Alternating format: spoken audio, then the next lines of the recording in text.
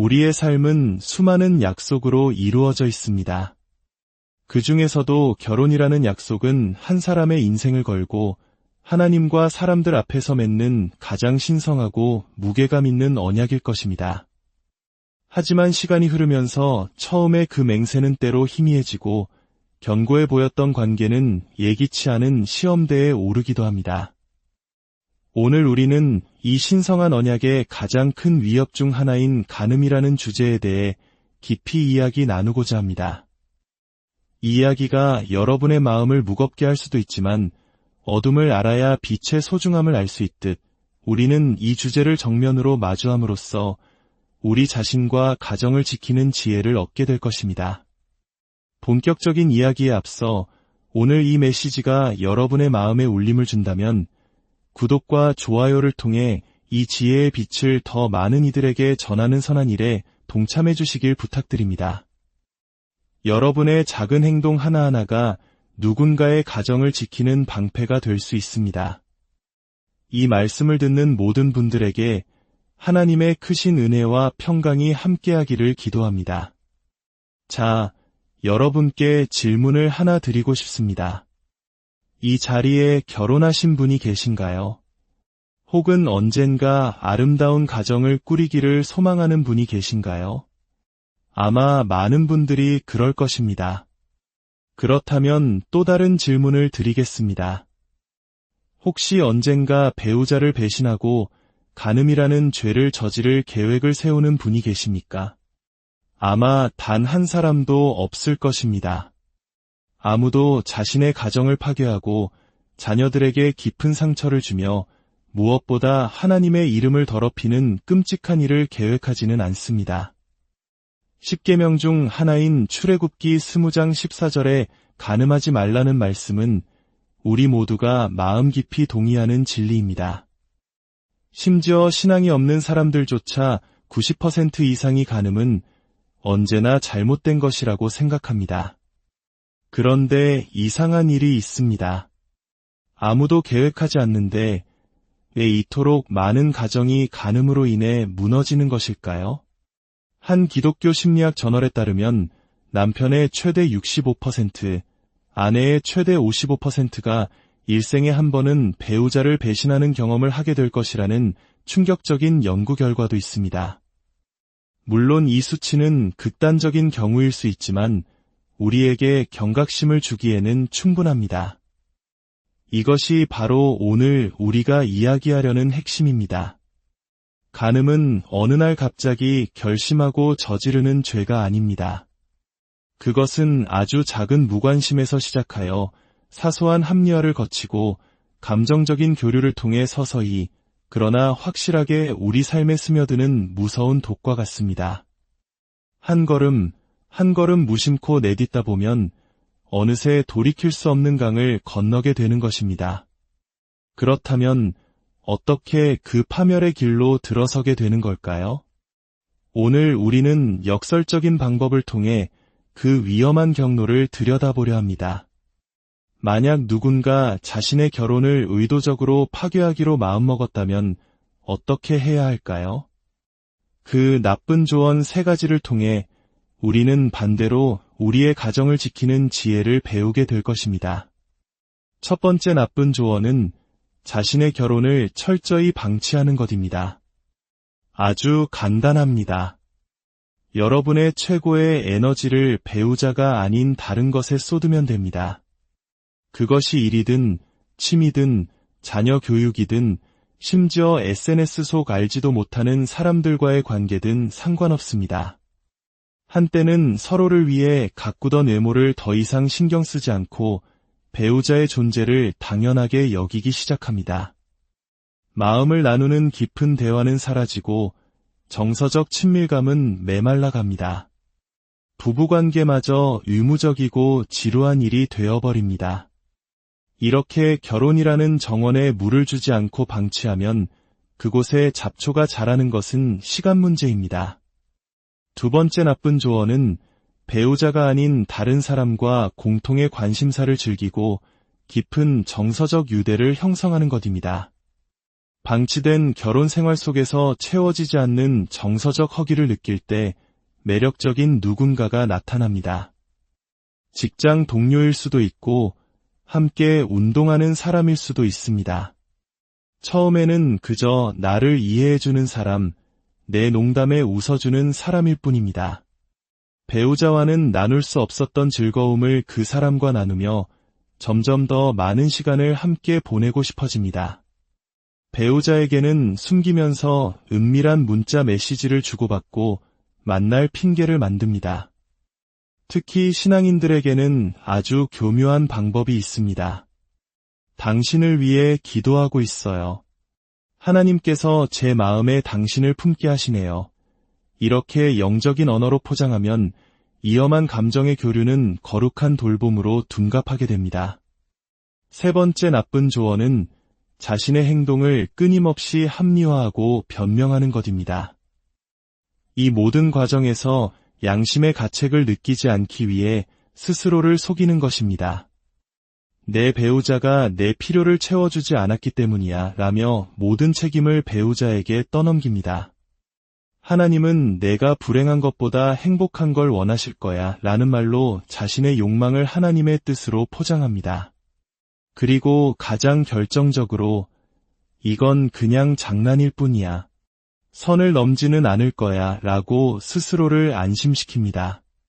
그러다 감정의 선을 넘게 되면 어쩌면 이 사람이 하나님이 예비하신 내 진짜 짝이었을지도 몰라 라는 엄청난 착각에 빠지게 됩니다. 지금까지 말씀드린 것은 물론 가정을 파괴로 이끄는 끔찍하고 어리석은 조언이었습니다. 하지만 우리 중 많은 사람들이 비록 의도하지는 않았더라도 이런 잘못된 길에 언저리를 걷고 있지는 않은지 스스로를 돌아보아야 합니다. 이제 이 어두운 길에서 돌이켜 하나님의 빛나는 지혜를 살펴보겠습니다. 우리의 가정을 간음의 위협으로부터 굳건히 지키기 위한 세 가지 신성한 조언입니다. 첫째, 유혹으로 이어질 수 있는 모든 위험 요소를 필사적으로 그리고 철저히 차단해야 합니다.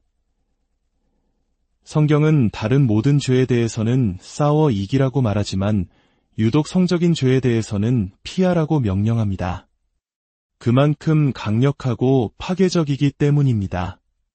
잠언 5장 8절은 이렇게 경고합니다.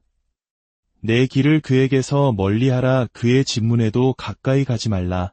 많은 사람들이 이 정도는 괜찮겠지라며 아슬아슬한 줄타기를 합니다.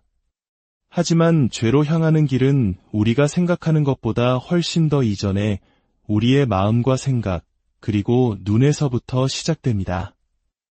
예수님께서는 마태복음 5장 28절에서 나는 너희에게 이르노니 음욕을 품고 여자를 보는 자마다 마음에 이미 간음하였느니라고 말씀하셨습니다. 죄의 경계선은 행동이 아니라 마음속에 그어져 있습니다. 만약 여러분의 하루 모든 행동과 말이 영상으로 녹화되어 배우자에게 보여진다고 상상해 보십시오. 여러분의 배우자는 그 영상을 보고 축복받았다고 느낄까요? 아니면 깊은 상처를 받을까요? 아직 결혼하지 않은 분들도 마찬가지입니다. 여러분의 미래의 배우자가 지금 여러분의 삶의 방식을 본다면 기뻐하고 안심할 수 있을까요? 위험을 줄이기 위한 구체적인 방법들이 있습니다. 배우자와 함께 매일 영적인 교제를 나누며 그리스도와의 관계를 성장시키십시오. 이성 동료와 단둘이 있는 상황, 특히 출장이나 식사 자리를 의도적으로 피하십시오. 어떤 이들은 이것이 시대에 뒤떨어진 생각이라고 비웃을지도 모릅니다. 하지만 세상의 기준이 지혜의 기준은 아닙니다. 여러분의 배우자에 대해 다른 사람에게, 특히 SNS에 부정적인 말을 절대 하지 마십시오. 여러분의 말은 배우자를 깎아내리거나 세워주는 힘이 있습니다. 마지막으로 건강하고 믿음이 좋은 부부들과 교제하십시오. 우리는 주변 사람들을 닮아가기 마련입니다. 둘째, 자신의 결혼에 열정적으로 그리고 전심으로 투자해야 합니다. 잠언 5장 18절과 19절은 이렇게 노래합니다. 내 샘으로 복되게 하라. 내가 젊어서 취한 아내를 즐거워하라. 그는 사랑스러운 암사슴 같고 아름다운 암노루 같으니 너는 그의 품을 항상 족하게 여기며 그의 사랑을 항상 연모하라. 여기서 연모하라는 히브리 원어는 사가라는 단어입니다. 이 단어는 단순히 좋아한다는 의미를 넘어 황홀경에 빠지다, 완전히 사로잡히다, 몰두하다라는 아주 강렬한 의미를 담고 있습니다. 마치 맹수가 먹잇감을 덮치듯 모든 것을 압도하는 사랑을 의미합니다. 만약 다른 곳의 잔디가 더 푸르게 보인다면 그것은 내 집 정원에 물을 주지 않았기 때문입니다. 배우자와의 관계가 시들해졌다고 느낀다면 지금 바로 여러분의 정원에 물을 주기 시작해야 합니다. 단둘만의 시간을 의도적으로 확보하십시오. 함께 기도하고 말씀을 나누며 영적인 친밀감을 회복하십시오. 그리고 부부간의 사랑을 뜨겁게 표현하십시오. 한때 특별했던 감정을 다시 느끼고 싶다면 과거에 했던 그 사랑의 행동들을 지금 다시 시작하면 됩니다. 하나님 안에서 그 사랑은 반드시 다시 타오를 수 있습니다. 셋째, 만약 한눈을 팔았을 때 닥쳐올 파괴적인 결과를 생생하게 그려보아야 합니다. 잠시 눈을 감고 상상해 보십시오. 한순간의 잘못된 선택이 가져올 그 끔찍한 파멸의 풍경을 말입니다. 잠언 5장은 간음의 끝이 쓰기가 쑥 같고 두 날 가진 칼같이 날카로우며 그의 발은 사지로 내려가며 그의 걸음은 스올로 나아간다고 경고합니다. 여러분의 자녀들 앞에 앉아 이제 더 이상 너희와 함께 살 수 없단다 라고 말해야 하는 그 순간을 상상해 보십시오. 평생의 동반자였던 배우자의 눈에서 흐르는 배신감의 눈물을 상상해 보십시오. 무엇보다 당신을 위해 십자가에서 모든 것을 내어주신 구세주 예수 그리스도의 이름을 욕되게 하고 그분의 마음을 아프게 하는 모습을 상상해 보십시오. 그리고 이 모든 것을 지켜보시는 하나님 앞에 서게 될 그날을 생각해 보십시오. 이 끔찍한 결과를 명확히 인식할 때 우리는 순간의 유혹을 이겨낼 강력한 힘을 얻게 됩니다. 혹자는 금지된 사랑을 통해 진정한 행복을 찾을 수 있다고 착각할지도 모릅니다. 통계는 그 환상이 얼마나 허황된 것인지 보여줍니다. 불륜 관계에 있던 사람이 그 상대방과 결혼할 확률은 단 3%에 불과하며 설령 결혼하더라도 그중 75%는 다시 이혼으로 끝납니다. 거짓과 속임수 위에 세워진 관계는 결코 견고한 집이 될 수 없습니다. 오늘 이 이야기를 들으며 과거의 상처로 인해 눈물 흘리는 분들이 계실 것입니다. 배우자에게 배신당한 아픔을 겪은 분들, 그 상처가 하나님의 마음을 얼마나 아프게 하는지 모릅니다. 저 또한 여러분을 위해 기도합니다. 동시에 과거의 잘못으로 인해 고통받고 있는 분들도 계실 것입니다. 스스로를 정죄하며 괴로워하는 분들께 꼭 말씀드리고 싶습니다. 우리의 소망은 바로 여기에 있습니다. 우리는 미쁨이 없을지라도 주는 항상 미쁘시니 자기를 부인하실 수 없으시리라. 디모데후서 2장 13절의 말씀입니다.